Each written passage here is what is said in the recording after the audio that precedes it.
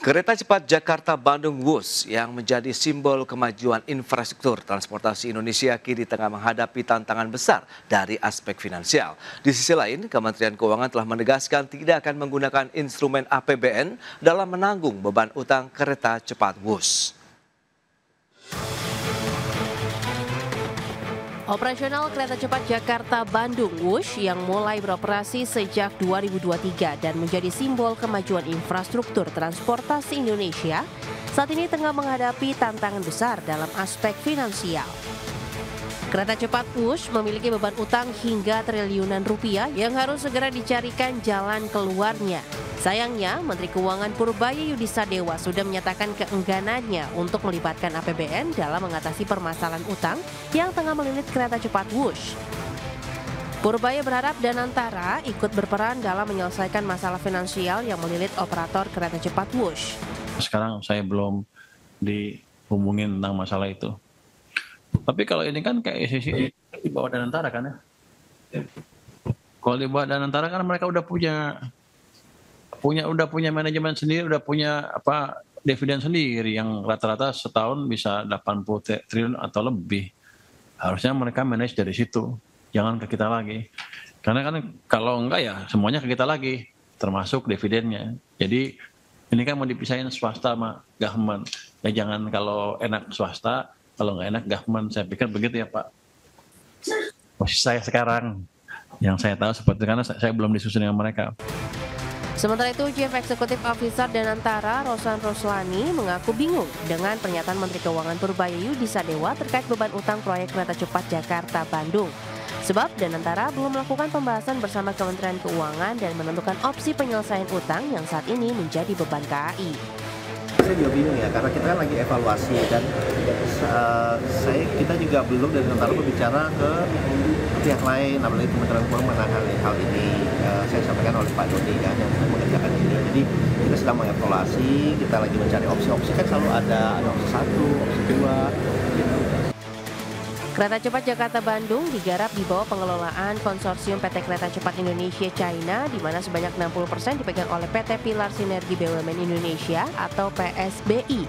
Dan sisanya dimiliki konsorsium China Railway yang terdiri dari 5 perusahaan. Dari Jakarta, Rican Wardi, IDX Channel.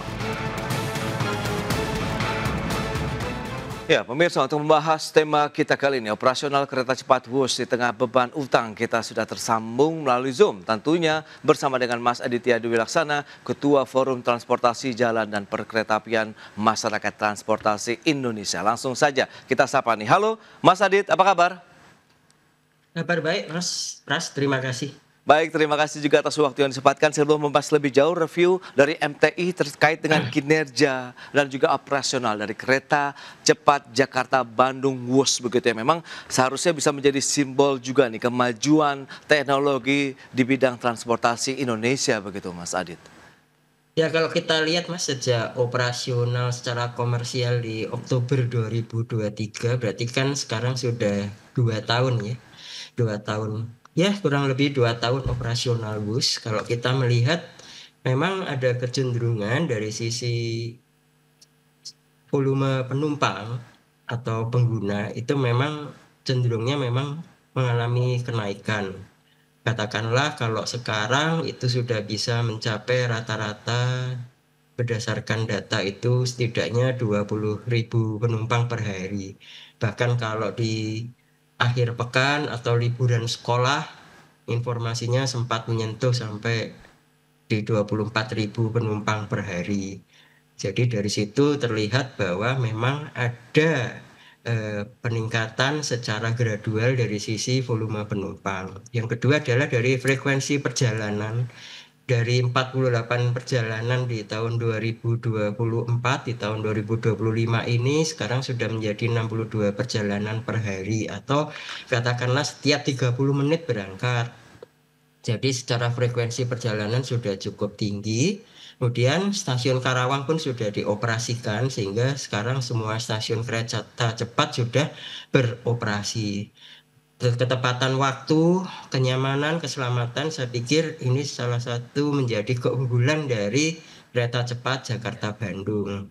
Itu kalau dari sisi operasional ya Mas Pras, tapi tentu saja kalau kita juga harus melihat kinerja secara finansial maupun dari target yang bukan target ya atau proyeksi yang memang disusun pada saat melakukan studi operasional kereta cepat Jakarta-Bandung, itu kan kita perlu melihat juga bahwa ada dari sisi biaya operasional yang memang juga harus ditutupi. Yang kedua juga ada dari sisi beban pinjaman.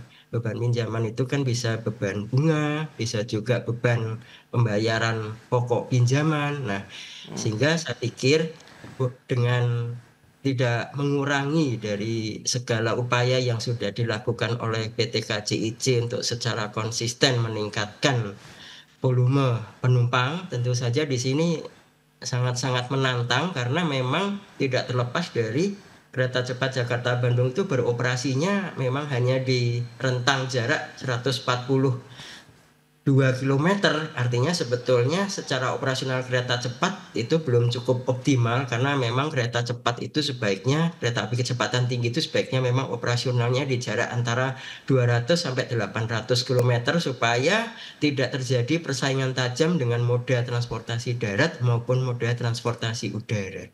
Baik. Sementara Tidak terjadi persaingan, memang kalau kita lihat dengan jarak yang saat ini pun sepertinya sudah banyak pesaingnya begitu ya Mas Aditya ya, terkait dengan operasional dari kereta cepat Wus ini. Tapi bagaimana dari sisi, kalau Anda katakan tadi kan memang gradually dari sisi jumlah penumpangnya naik dan frekuensinya sendiri bagaimana? Apakah ini akan sudah mencapai lah dalam artian titik ekonomis operasional dari kereta cepat Wus sendiri, atau bagaimana kalau Anda melihat untuk yang saat ini ya dari sisi frekuensi perjalanan, jumlah penumpang begitu Mas Aditya? ya Mas, kalau kita melihat 62 perjalanan per hari, itu sebetulnya kalau Mas Pras melihat di jadwal perjalanan itu sudah 30 menit sekali ya. Saya pikir untuk jarak Jakarta-Bandung ada kereta api sudah 30 menit sekali frekuensinya, itu menurut saya ya sudah cukup padat ya, sudah cukup tinggi frekuensinya. Karena kan saya menganalogikan kereta rel listrik Jogja Solo saja itu sebetulnya masih 1 jam sekali Mas. Sementara KRL di Jabodetabek kalau di luar jam sibuk juga mungkin bisa 15 sampai 20 menit sekali kan gitu ya Mas. Artinya kan dari sisi frekuensi sebetulnya menurut saya sudah cukup optimal. Tapi tantangannya kan begini Mas, tantangannya adalah selama ini penumpang atau pengguna Wus itu lebih bergantung kepada pengguna yang sifatnya pengguna di akhir pekan, di masa liburan sekolah, ataupun di masa liburan Lebaran dan Natal dan Tahun Baru ya Mas, atau di tanggal-tanggal merah, ketimbang untuk okupansi di hari-hari kerja. Jadi ini artinya sebetulnya menurut saya masih ada tantangan atau ada PR dari manajemen KCIC bagaimana bisa menggrab penumpang itu yang kelasnya adalah memang tipikal penumpang pekerja, terutama di hari-hari kerja maupun untuk mengisi di jam-jam yang memang masih belum merupakan jam-jam favorit. Karena kalau sudah akhir pekan, sudah liburan panjang, liburan sekolah, liburan Nataru atau Lebaran, saya pikir okupansi Wus ya memang sudah cukup tinggi. Nah artinya ini ada tantangannya bagaimana meningkatkan okupansi dari sisi pekerja atau pebisnis atau pengguna harian di hari kerjanya Mas. Oke, itu dia. Nah, cukup ramai juga sekarang terkait dengan utang yang dimiliki. Menurut MTI sendiri bagaimana begitu dengan posisi utang, kemudian dengan operasional yang terjadi sampai saat ini begitu? Ya Mas, ini kan memang ada dua sisi. Pertama, ternyata sukses secara konstruksi maupun sukses secara operasional itu juga harus diikuti dengan sukses secara kinerja finansial kan begitu ya Mas. Nah kalau kita melihat kinerja finansial ya memang seperti saya sampaikan tadi ada biaya operasi yang harus ditutupi, ada biaya bunga yang harus ditutupi. Bahkan sebetulnya kalau biaya pinjaman kan nggak hanya biaya bunganya tapi nanti biaya pembayaran pokok pinjaman ya begitu ya Mas Pras ya.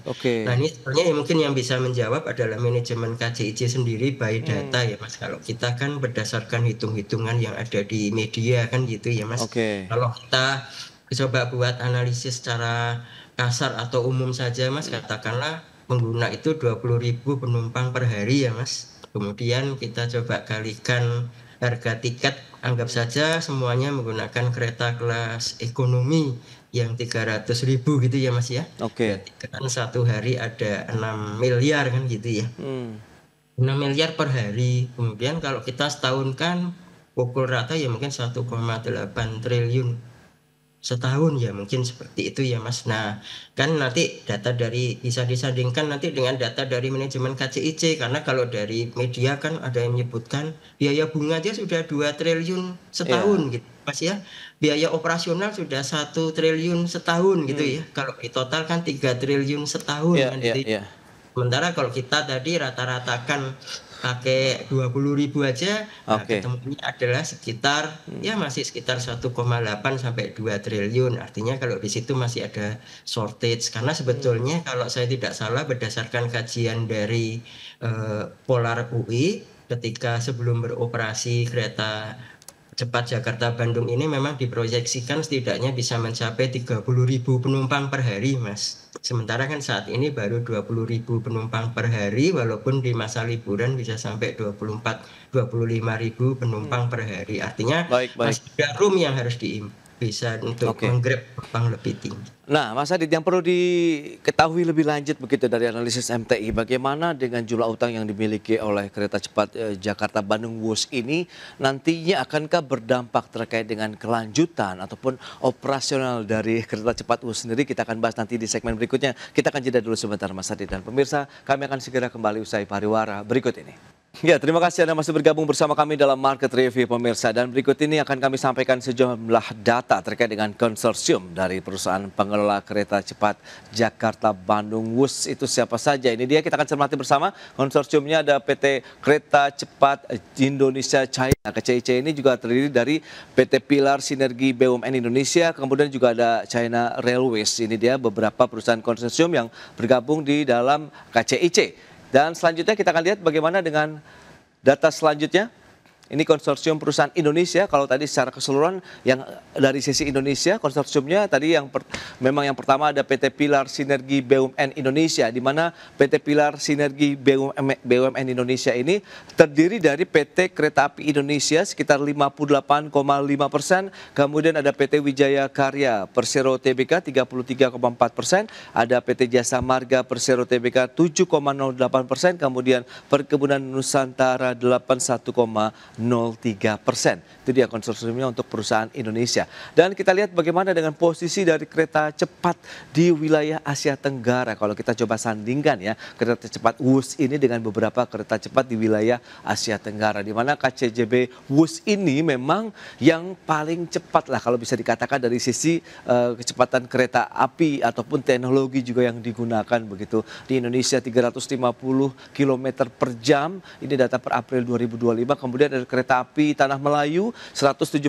km per jam, kemudian KLIA Express, ada Boton Vintin Railways, Bangkok Airport Railing, ini masing-masing 160 km per jam, dan Electric Train Service 140 km per jam, kemudian ada Sprinter 120 km per jam. Itu dia beberapa data terkait dengan kereta cepat yang ada di wilayah Asia Tenggara. Dan kita akan lanjutkan kembali perbincangan bersama dengan Mas Aditya Dwi Laksana, Ketua Forum Transportasi Jalan dan Perkeretaapian Masyarakat Transportasi Indonesia.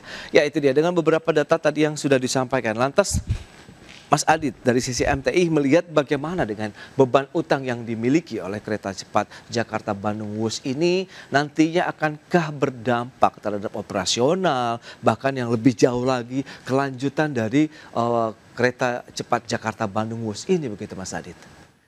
Ya, ini memang dilematisnya seperti ini ya Mas, karena kita perlu menyadari bahwa dengan jarak Jakarta-Bandung hanya 140 km seperti tadi saya sampaikan, maka bus atau kereta cepat Jakarta-Bandung ini akan sulit untuk bisa meraih okupansi yang sangat maksimal karena memang jaraknya relatif pendek, sementara ada head to head atau ada persaingan yang sangat ketat dengan moda transportasi jalan raya. Bahkan kalau bisa saya sampaikan seperti bersandingan dengan jalan tol kan gitu ya Mas. Sementara juga pilihan dari masyarakat mobilitas perjalanan itu mungkin mereka juga memikirkan kalau satu orang perjalanan 300.000 mungkin masih cukup ekonomis, tetapi kalau sudah harus membawa keluarga berempat, berlima, atau sangat dengan frekuensi perjalanan yang tinggi dengan 1,5 juta, mungkin mending bawa kendaraan sendiri misalnya begitu ya Mas. Jadi ini kan pilihan-pilihannya menjadi banyak selain dengan travel, dengan kereta api yang konvensional kecepatan normal misalnya. Nah, sehingga di satu sisi memang sudah selayaknya kalau kereta api cepat itu supaya optimal, memang rentang operasionalnya memang harus diperpanjang. Kalau tadi Mas Pras sampaikan sampai dengan Surabaya. Sampai dengan Surabaya, Jakarta-Surabaya jaraknya sekitar 800 km katakanlah. Iya. Itu jarak yang lebih ideal untuk mengoperasikan kereta cepat karena memang ada di kisaran jarak 200 sampai 800 km. Kalau di bawah 200 km persaingannya tinggi dengan moda jalan raya, tapi kalau di atas 800 km nanti persaingannya tajam dengan pesawat udara. Jadi memang di satu sisi kalau diperpanjang ke Surabaya itu akan memberikan optimasi dari operasional dari WUS terutama dalam hal okupansi pengguna. Tapi tentu saja kan tantangannya jelas Mas. 140 km saja kita kemarin cukup berdarah-darah sampai ada cost overrun kan Mas dari 100 triliun sampai 117 triliun. Pembangunan juga dari 2016 waktu pencangkulan pertama atau groundbreaking baru bisa operasi di 2023, padahal estimasinya di 2019 mundur ke 21, mundur ke 22, mundur ke 23. Nah, apalagi kalau dilanjutkan ke Surabaya tentu saja tantangannya secara konstruksi maupun terutama dari sisi pengadaan pembiayaannya kan juga akan sangat tinggi. Nah, itu yang menurut saya memang harus berhati-hati sekali. Nah, kalau saat ini apa yang bisa dilakukan? Menurut saya sih yang bisa dilakukan pertama mau tidak mau okupansi pengguna terutama di hari kerja, mereka yang pekerja, pebisnis atau pengguna harian di hari kerja itu ya Mas menurut saya masih harus ditingkatkan dari sisi okupansinya. Kemudian yang kedua adalah bagaimana juga manajemen PT KCIC berupaya untuk meraih penghasilan lain di luar tiket penumpang ya Mas ya. Jadi tiket penumpang tetap yang paling utama, tetapi tentu saja ini asumsinya seperti perusahaan-perusahaan kereta api yang ada di luar negeri, bagaimana mereka bisa survive juga dengan misalnya usaha-usaha properti, periklanan, naming rights, kemudian penyewaan lahan, kemudian juga misalnya penyewaan frekuensi atau apapun itu yang kira-kira bisa dijadikan untuk tambahan penghasilan dari operasional dari kereta cepat. Kemudian yang saya pikir yang agak penting juga ya, selama ini operasional kereta cepat maupun pembayaran beban pinjamannya kan kemudian menjadi beban atau tanggungan dari PT KAI sebagai perusahaan induknya ya Mas ya.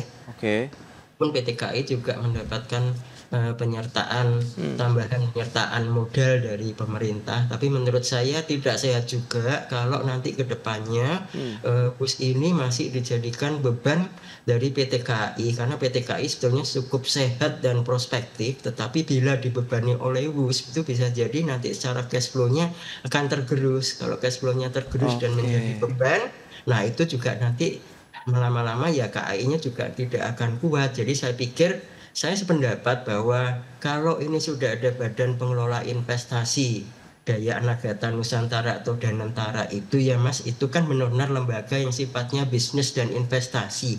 Semua dividen dari BUMN juga sudah masuk ke Danantara. Jadi saya pikir ya ini menjadi ranahnya Danantara untuk memikirkan, karena Danantara tidak hanya bagaimana di sisi bisnis maupun cuan atau keuntungan dari investasi, tetapi kalau ada yang belum cuan atau investasinya belum balik kan juga harus dipikirkan untuk bagaimana melakukan restrukturisasi finansial supaya itu tetap bisa survive ke depannya. Saya sih sependapat dengan pendapat bahwa lebih baik sebelum APBN itu berbicara, maka yang benar-benar lembaga komersial seperti Danantara lah yang sebetulnya mempunyai kewajiban untuk itu. Betul, dan tadi juga sudah disampaikan di paket sebelumnya di awal begitu bahwa baik dari sisi dari Pak Purbaya sudah menyatakan mungkin tidak akan ada keterlibatan APBN di sana. Dan sementara Danantara sendiri pun sebenarnya masih meramu nih, masih mencari kan solusi-solusi apa yang bisa kita angkat, bisa kita cari begitu bersama-sama begitu untuk bisa menyelesaikan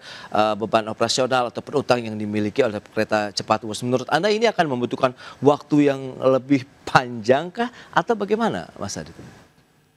Ya, saya belum bisa memberi tanggapan karena kemarin kan opsi-opsinya belum terlalu mengerucut ya. Kemarin opsinya dari Danantara kan, dari Pak CEO Danantara Pak Ruslan Ruslani ataupun Pak COO-nya Pak Doni Oskaria kan ada dua opsi. Pertama adalah apakah meningkatkan penyertaan saham, tambahan penyertaan modal pemerintah KAI. Itu berarti sudah jelas akan pakai APBN untuk menguatkan KAI kan ya Mas. Kemudian yang kedua adalah aset dan infrastruktur PT KCIC itu akan dialihkan ke pemerintah, dari punyanya korporasi ke pemerintah. Dengan demikian maka utangnya akan ditanggung oleh pemerintah. Tapi dua opsi itu kan tetap saja berarti akan menggunakan APBN juga ya Mas, untuk melakukan pembayaran beban pinjaman tersebut. Sementara jadi menurut saya sih memang kita harus pilih satu-satu ya Mas. Menurut saya sih yang paling penting itu bagaimana Wus itu bisa beroperasi, penutup dulu Mas biaya operasionalnya itu dulu Mas sebetulnya ya. Kalau sudah menutup biaya operasionalnya itu sebetulnya yang namanya beban bunga pinjaman itu jadi kewajiban ranah dari Badan Pengelola Investasi BPI Daya Anagata Nusantara itu Mas, untuk kemudian memikirkan opsinya. Tapi menurut saya sih kalau kita kembalikan ke faktor korporasi maupun bisnis ya, Wus itu harus bisa nutup dulu biaya operasionalnya. Sementara begitu ya. Baik. Nanti kita akan bahas lebih jauh lagi terkait dengan bagaimana rekomendasi yang MTI bisa berikan begitu sehingga nanti operasionalnya tetap terjaga, tapi di satu sisi ya pemasukannya juga bisa bertambah. Di segmen berikutnya kita akan jeda dulu sebentar ya Mas Adit, dan pemirsa tetaplah bersama kami. Ya, terima kasih Anda masih bergabung bersama kami dalam Market Review, dan kita lanjutkan kembali perbincangan bersama dengan Mas Aditya Dwi Laksana, Ketua Forum Transportasi Jalan dan Perkeretaapian Masyarakat Transportasi Indonesia.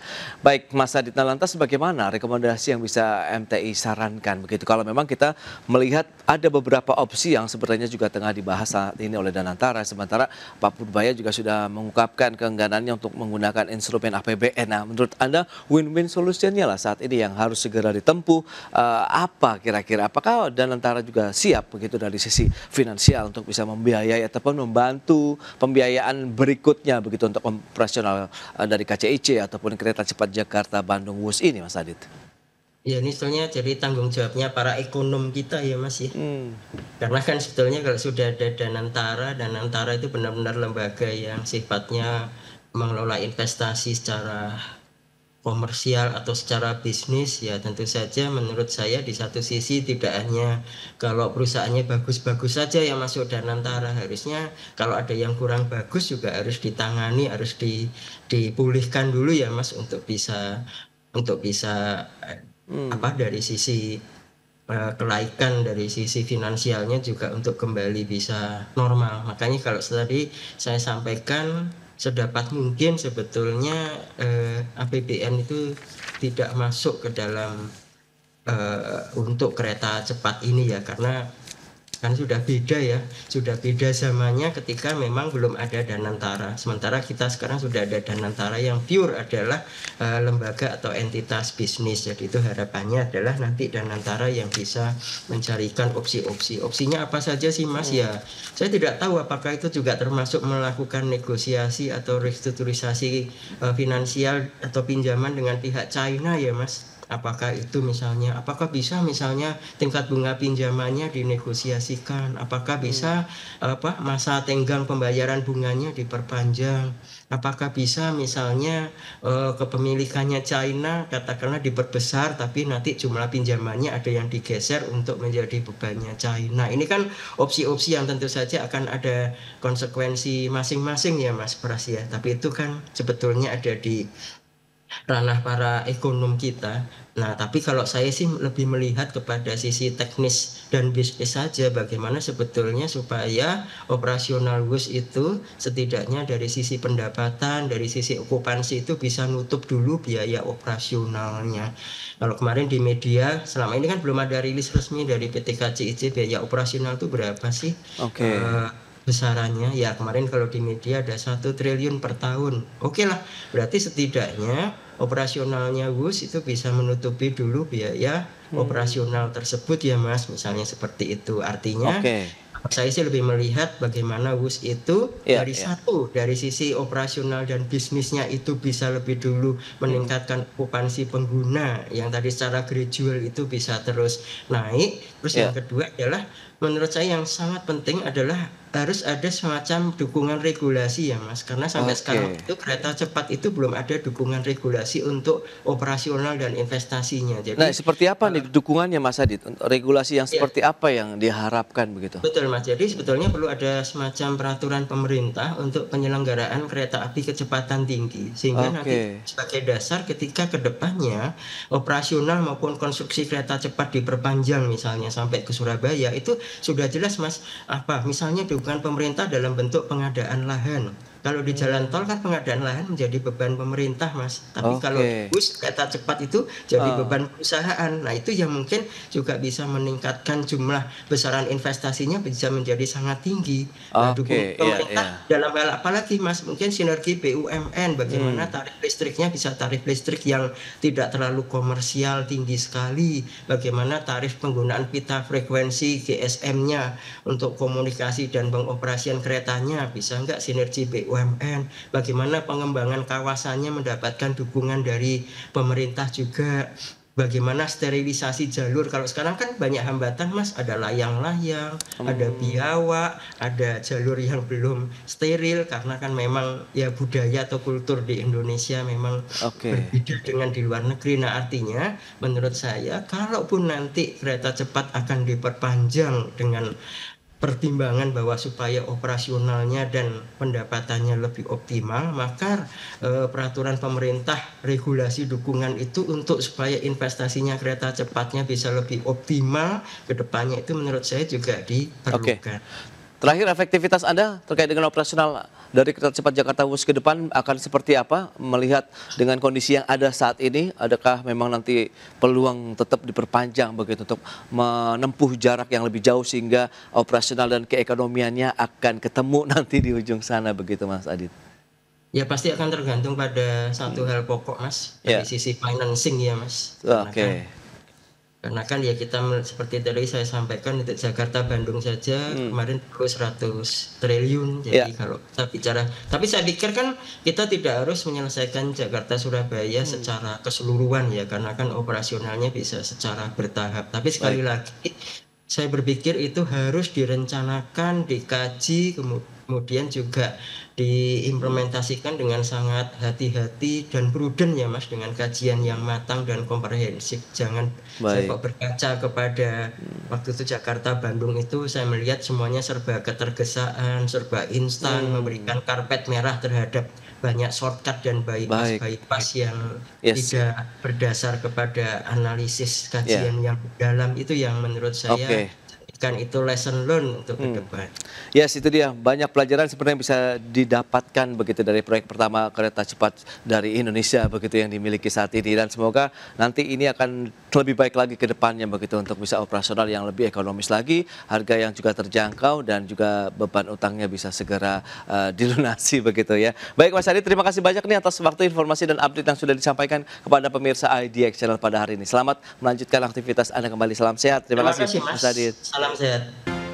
Ya, pemirsa, Kementerian Keuangan memperpanjang fasilitas pajak pertambahan nilai ditanggung pemerintah sebesar 100% untuk pembelian properti hingga 31 Desember tahun 2027. Fasilitas PPNDTP tersebut diberikan atas dasar pengenaan pajak maksimal 2 miliar rupiah untuk pembelian rumah dengan harga jual paling tinggi 5 miliar rupiah.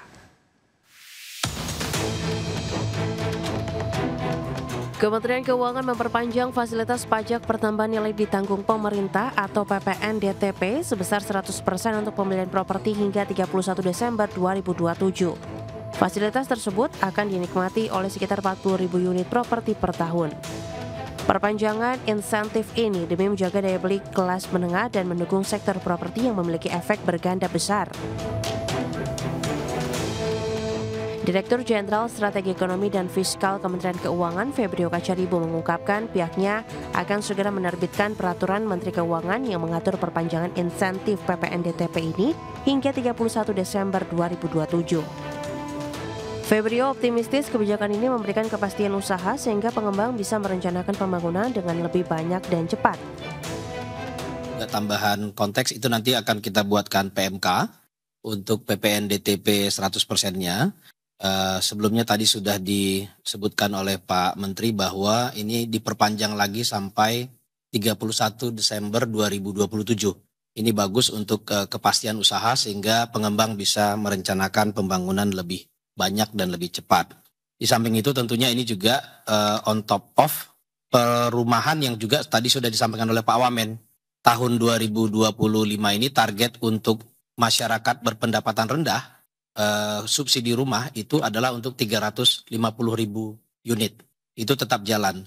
Lalu juga ada renovasi rumah namanya BSPS itu untuk sekitar 40.000 unit. Itu tetap jalan tahun ini. Seperti diketahui, fasilitas PPNDTP diberikan atas dasar pengenaan pajak maksimal 2 miliar rupiah untuk pembelian rumah dengan harga jual paling tinggi 5 miliar rupiah. Diskon PPN tersebut berlaku baik untuk pembelian rumah tapak maupun satuan rumah rusun. Tim Liputan, IDEX Channel. Ya, pemirsa, untuk membahas tema kita kali ini, bebas PPN hingga tahun 2027 sektor properti siap menjulang tinggi. Kita sudah tersambung melalui Zoom bersama dengan Bapak Dedi Indra Setiawan. Beliau adalah Sekjen DPP Asosiasi Pengembang Perumahan dan Permukiman Seluruh Indonesia atau APERSI. Kemudian sudah bergabung juga Pak Anton Sitorus, Head of Research dari CBRE Indonesia. Langsung saja kita sapa ini. Halo Pak Dedi, apa kabar? Halo, baik Mas. Baik, terima kasih juga atas waktu yang disempatkan. Pak Anton, apa kabar Pak? Baik. Terima kasih. Baik, terima kasih juga atas waktu yang disempatkan. Tadi sudah disampaikan begitu oleh Pak Febrio Kacaribu. Anda melihat ini menjadi angin segar yang ditunggu-tunggu oleh pelaku sektor properti atau bagaimana nih Pak Dedi? Biasanya kan memang jangka waktunya 6 bulan, kemudian diperpanjang lagi 6 bulan. Dan ini sampai dengan tahun 2027 ini Pak Dedi. Ya, ini suatu terobosan kebijakan yang luar biasa ini. Terima kasih Pak Menteri Keuangan, Pak Purbaya. Ini seperti kita ketahui 2025 ini kan per 6 bulan sampai Juni terus diperpanjang. Kalau lihat ke kondisi properti di 2025 kan kuartal pertama itu kita tuh mengalami kenaikan sekitar 0,7%. Tapi di kuartal kedua itu terkontraksi 3,8%. Nah ini yang lebih dalam lagi kontraksinya itu di rumahnya tipe besar. Minus 14,95 dan menengah 17,69. Nah ini sebenarnya para pengembang ini menunggu apakah PPNDTP ini di kuartal ketiga dan keempat ini dilanjutkan atau tidak gitu Mas. Oke. Nah dengan adanya sampai 2027 para pengembang ini kan bisa mengatur pembangunan terkait suplainya dan mengatur penjualannya. Jadi pada saat kami menjual rumah kami kan kalau PPNDTP itu rumah komersil ya Mas ya. Yeah. Jadi kami pasti memberikan kepastian kepada para pembeli bahwa PPN itu gratis ditanggung pemerintah gitu loh Mas. Jadi lebih ini sebenarnya kebijakan yang buat para pengembang sangat-sangat ditunggu-tunggu gitu Mas. Baik, itu dia menjadi angin segar bagi sektor properti. Nah, Pak Anton, Anda melihat bagaimana begitu pasar properti Indonesia saat ini? Karena kita tahu kan ya ada kebijakan PPNDTP juga sebelumnya. Dan kali ini ada lagi nih inovasi baru yang ditelurkan oleh pemerintah. Bahkan diperpanjangnya lebih jauh lagi sampai dengan tahun 2027. Apakah Anda melihat ini potensi besar yang harus dimanfaatkan dengan optimal juga nih? Sambil kita mendukung juga program 3 juta rumah. Kemudian bagaimana kita mengatasi backlog di sektor perumahan kita juga nih Pak Anton. Ya, terima kasih Mas Pras. Ya saya sepakat seperti yang tadi disampaikan Pak Dedi bahwa tentu ini menjadi suatu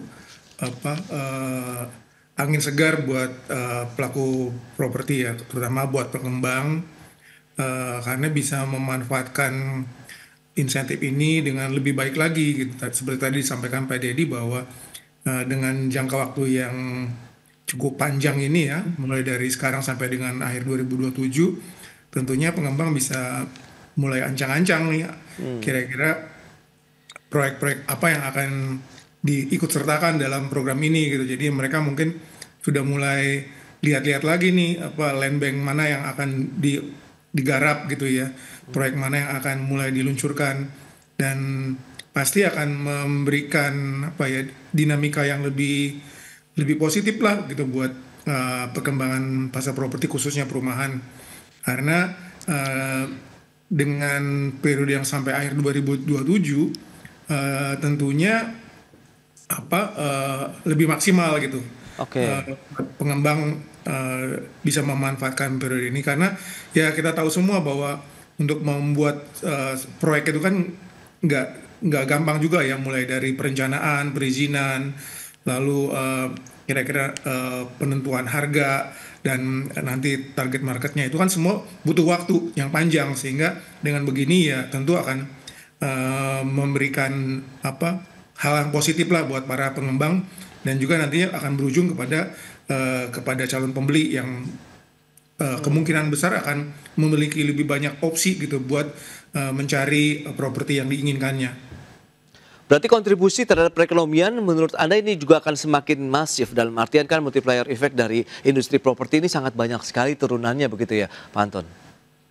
Ya, pasti begitu Mas Pras, karena hal-hal yang seperti ini ya, insentif pemerintah dalam kondisi ekonomi seperti sekarang ini ya perlu gitu, karena untuk membangkitkan inilah kegairahan sektor bisnis properti.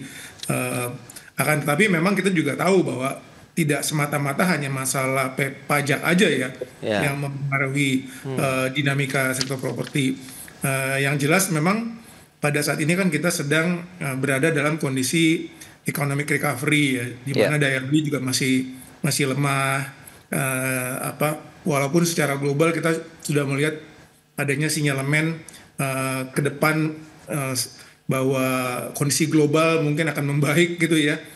Walaupun mungkin terlalu dini untuk bilang, tapi saya pikir kayak masalah geopolitik yang belakangan ini ada arah ke hal yang lebih baik buat tahun-tahun mendatang, semoga akan berimbas kepada ekonomi global dan juga ekonomi Indonesia, sehingga recovery ekonomi dan daya beli bisa berangsur-angsur semakin pulih, dan juga program-program pemerintah yang belakangan ini juga terlihat gitu ya semakin realistis juga bisa membuahkan hasil lah. Baik Pak Anton. Nah Pak Deddy, lantas kalau kita bicara mengenai sektor produk properti apa yang mungkin bisa kita langsung genjot kalau kita lihat dengan kebijakan PPNDTP sampai dengan 100% ini ditanggung oleh pemerintah di tahun 2027 mendatang. Apa yang menurut Anda ini bisa juga kita produksi dengan cepat, bisa terserap juga dengan cepat di masyarakat begitu Pak Deddy? Ya, yang paling cepat ya sebenarnya masyarakat sekarang kan kita bangun rumah landed house nih. Kan kalau apartemen kan panjang ya, Mas Pras ya. Persiapannya panjang, bangunnya juga bukan cuma 1 tahun, bisa 2 tahun gitu kan.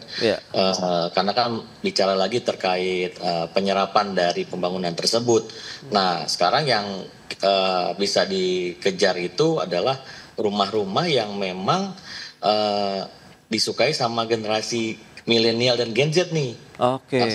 Agak-agak unik nih generasi Gen Z ini nih. Gitu.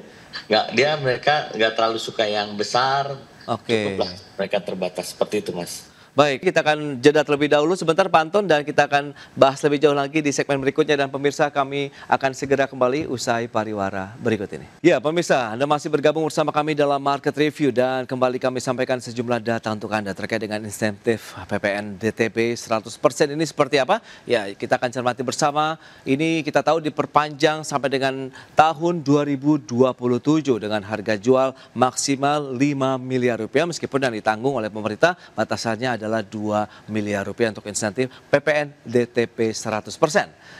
Baik, dan selanjutnya kita akan cermati bersama dari sisi pertumbuhan indeks harga properti. Seperti apa sih trennya? Kita lihat di kuartal 1 tahun 2024 1,89%, kemudian turun 1,76%, 1,46% di kuartal 3 2024, kemudian di kuartal 4 tahun 2024 1,39%, kuartal pertama tahun 2025 ini menjadi 1,07% dan di kuartal kedua tahun 2025 turun lagi menjadi 0,9%. Untuk dari sisi pertumbuhan indeks harga properti residensial. Selanjutnya, kita akan cermati untuk data berikutnya untuk realisasi dan juga target penerimaan negara dari tahun 2023 2.783,9 triliun, kemudian di tahun 2024 naik menjadi 2.850 triliun, tahun 2025 ini diproyeksikan mencapai 2.865,5 triliun dan tahun depan ditargetkan 3.153 triliun. Jadi memang masih banyak begitu ya beberapa sumber-sumber lain begitu yang diharapkan bisa menjadi penopang penerimaan negara dan salah satunya adalah sektor properti, sehingga diharapkan dengan kebijakan PPNDTP 100% ini sampai dengan tahun 2027 bisa mendorong lagi nih dari sisi penerimaan negara. Baik, kita akan lanjutkan kembali perbincangan bersama dengan narasumber kita. Baik. Ya, dengan beberapa data yang tadi sudah disampaikan Pak Anton, menurut Anda bagaimana? Memang dari sisi kesiapan tadi Pak Dedi sudah menyampaikan ready begitu ya untuk melihat begitu. Tapi kemampuan masyarakat saat ini, kalau Anda katakan memang tadi di awal kan daya beli juga setengah mengalami tekanan saat ini. Berapa sih level ideal harga rumah begitu yang paling terjangkau? Kalau misalnya juga Pak Teddy menyampaikan millennials, Gen Z ini senangnya rumahnya yang mungil-mungil tapi efektif penataan ruangannya begitu, Pak Anton. Ya, yang jelas memang ya seperti yang tadi disampaikan bahwa karena saat ini yang menjadi target market paling besar adalah kelompok usia ya di kisaran 20 tahun sampai dengan mungkin 30 tahunan gitu ya. Oke. Sehingga kita bilang masuk generasi milenial atau juga mulai merambah ke Gen Z ya gitu. Dan seperti kita tahu kalau misalnya untuk kelompok masyarakat yang di segmen itu mungkin secara penghasilan ekonomi juga masih dalam kategori mungkin baru mulai bekerja atau mungkin masih dalam tahap-tahap ya junior inilah level lah gitu ya, sehingga dengan kondisi seperti itu menurut saya kalau misalnya developer ingin memanfaatkan juga perlu perhitungan ya, kira-kira produk-produk apa yang gampang diserap oleh kelompok masyarakat seperti ini. Tadi Pak Dedi sudah sampaikan bahwa secara tipe gitu mungkin luasannya ya nggak terlalu besar, jadi yang model compact gitu ya. Iya. Dan lokasi juga kita tahu bahwa kelompok masyarakat ini punya preferensi pengennya dekat dengan keramaian, dekat dengan fasilitas transportasi, dekat dengan kayak misalnya mungkin tempat komersial, pendidikan dan sebagainya. Jadi nggak terlalu pengen yang jauh-jauh gitu kayak generasi-generasi yang sebelumnya. Nah, jadi mesti pinter-pinternya pengembang nih untuk membuat desain dan tipe yang sesuai dan juga ujung-ujungnya nanti harganya juga yang sesuai gitu, yang masuk dalam kalau kita bilang salary range-nya kelompok generasi milenial ini kan kita tahu misalnya pengembang melihat bahwa salary range-nya sekian sehingga spending yang bisa per bulannya tuh antara berapa juta sampai berapa juta dengan asumsi itu akan menjadi cicilan gitu ya. Nah, jadi mesti pinter-pinter gitu kalau misalnya ingin menyasar ke kelompok milenial ini yang menjadi target market paling besar, ya tentunya secara umum lah kita bisa bilang mungkin yang cicilannya nggak jauh-jauh di bawah 5 juta gitu, atau mungkin paling maksimal di bawah 10 juta. Karena kan kita juga tahu bahwa biasanya perbankan membuat rule of thumb gitu ya untuk cicilan itu kan maksimal sepertiga dari penghasilan. Nah, dengan jumlah cicilan seperti itu kira-kira produk dan harga rumah yang seperti apa yang mungkin gampang diserap oleh kelompok masyarakat ini. Jadi ya, mesti pinter-pinter lah membuat konsep, desain dan produk yang sesuai dengan preferensi market ini, Mas Pras. Betul Pak Anton. Nah, Pak Deddy selaku pengembang ini berarti kan sebenarnya kita sudah ada target begitu, apa pasar mana yang mau dibidik begitu dengan memanfaatkan kebijakan PPN DTP 100% ini. Apakah memang kisaran rumah yang mungkin standar di bawah 1 miliar kah, atau Anda melihat peluang yang masih di atas 5 miliar pun sebenarnya justru pangsa pasarnya lebih banyak dibandingkan dengan menengah ke bawah misalnya, Pak Deddy. Seperti apa sih kondisinya saat ini? Ya sebenarnya yang disasar itu yang di bawah 1 miliar, Mas Pras. Oke. Di bawah 1 miliar, karena kan kemampuan teman-teman milenial sama Gen Z ini kan yang baru-baru mulai bekerja gitu ya, Mas Pras ya. Iya. Nah, juga tipe-tipenya juga mereka sukanya bukan tipe-tipe yang besar gitu. Jadi memang di bawah 1 miliar ini masih jadi pasar yang favorit gitu, Mas Pras. Oke, untuk daerah sendiri mana nih? Kalau memang tadi kan Pak Anton bilang yang dekat dengan keramaian, apakah lebih mendekati wilayah perkotaan kah atau pinggiran kota? Saat ini kan kita lihat juga pengembangan di remote area DKI Jakarta. Jakarta pun saat ini pun juga ramai begitu.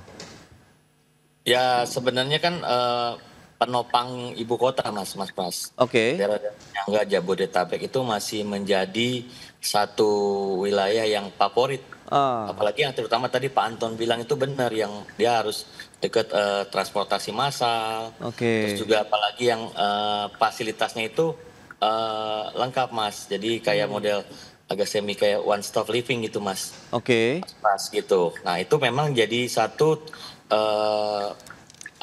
lokasi yang memang direbut jadi favorit buat para pembeli, khususnya milenial dan Gen Z, Mas. Baik. Selain dari sisi pengembang, mungkin kerjasama seperti apa sih yang diharapkan antar pengembang lah? Karena kita tahu kan tingkat persaingan juga saat ini makin ketat begitu. Nah, kira-kira model bisnis seperti apa yang cocok dikembangkan untuk sektor properti di Indonesia ke depan? Sehingga ya optimalisasi dari kebijakan ini pun bisa dimanfaatkan dengan maksimal nih oleh pengembang, Pak Deddy. Ya sebenarnya kan kalau antar pengembang itu kerjasamanya saling kerjasama antar kawasan ya, Mas ya. Kalau misalnya ada beberapa pengembang, mereka bikin terintegrasi lah. Jadi memang terutama yang menjadi satu pengembang besar itu kerjasama dengan pemerintah, menyiapkan moda transportasi massal, misalnya yang tadinya belum ada kereta api jadi masukkan ke, terutama kan yang kita lihat kan yang di Maja itu kan pemerintah sangat support ya, menyiapkan transportasi massal, sehingga banyak juga tuh teman-teman yang bekerja di wilayah Jakarta tapi mereka beli di sana karena transportasinya terjangkau gitu, Mas. Mudah gitu. Itu dia, yang paling utama adalah memang transportasi ya, yang menjadi salah satu hal yang mungkin dilirik nih oleh generasi milenial dan Gen Z. Nah, Pak Anton, terakhir Anda melihat bagaimana akhirnya proyeksi dan optimisme Anda terkait dengan sektor properti dengan beragam kebijakan juga nih yang sudah diluncurkan oleh pemerintah. Jadi tidak hanya untuk sektor dunia usaha, bahkan kan kita tahu juga ada kebijakan 8+4+5 begitu, ada magang, kemudian dari sektor-sektor usaha, kemudian kebijakan insentif langsung kepada masyarakat untuk bisa meningkatkan daya beli. Apakah ini nanti akan akumulasinya akan lebih positif lagi ke depan begitu untuk sektor properti salah satunya, Pak Anton? Iya, kita terus terang ya mengapresiasi lah langkah-langkah pemerintah terkait regulasi, insentif di berbagai aspek untuk lebih menggairahkan sektor properti ini, dan ya sudah sedikit banyak sudah mulai terlihat lah dibanding tahun-tahun kemarin gitu, Mas Pras ya. Maksudnya baik itu dari Kementerian PKP, Kementerian Keuangan, kita sih berharap ya semua hal tersebut implementasi di lapangannya berjalan dengan lancar gitu. Sehingga ya baik itu insentif perpajakan, regulasi bisa benar-benar terrealisasi dengan baik, sehingga ya realisasinya bisa terlihat oleh masyarakat lah. Harapan kita sih sebenarnya itu aja, Mas. Itu dia. Karena yang jelas begini, yang paling fundamental adalah memang kondisi ekonomi gitu kan. Ekonomi ini memang kita belum bisa bilang bahwa udah fully recovered lah. Masih ada beberapa uncertainty gitu ya di sana sini. Jadi kalau misalnya pemerintah atau ya negara kita lah bisa merealisasikan pertumbuhan PDB yang lebih bagus dibanding tahun-tahun lalu ya. Kita juga nggak terlalu muluk-muluk lah, 8% kayaknya masih terlalu tinggi gitu ya. Tapi kalau misalnya bisa menyentuh 6% aja gitu ya, harapannya sudah akan baik, sehingga dengan begitu daya beli masyarakat, ekonomi masyarakat makin kuat, dan sektor bisnis pun juga makin berkembang. Jadi yang jelas menurut kita sih udah on the right track gitu ya. Tinggal implementasinya, dan harapannya nggak ada lagi lah mungkin pemerintah membuat suatu statement yang membuat bingung seperti yang kemarin-kemarin. Nah, semoga ke depan ini benar-benar semuanya bisa berjalan dengan baik. Itu aja sih harapannya dari saya. Kondusivitas dari sisi ekonomi, politik, dan lain-lain juga menentukan juga bagaimana jalannya sektor dunia usaha di Indonesia, begitu ya Pak Anton dan juga Pak Dedi. Baik, terima kasih banyak ini atas waktu, sharing, dan juga update yang sudah disampaikan Pak Dedi, Pak Anton. Selamat melanjutkan aktivitas Anda kembali. Salam sehat. Sampai berjumpa kembali Pak Anton dan juga Pak Dedi. Terima kasih. Ya, terima kasih. Baik pemirsa, 1 jam sudah saya menemani Anda dalam Market Review, dan perbaharui terus informasi Anda hanya di IDX Channel, your trustworthy and comprehensive investment reference. Karena urusan masa depan harus terdepan, aku investor saham. Ya, saya Prasetyo Wibowo, beserta seluruh kerabat kerja yang bertugas pamit undur diri. Terima kasih dan sampai jumpa.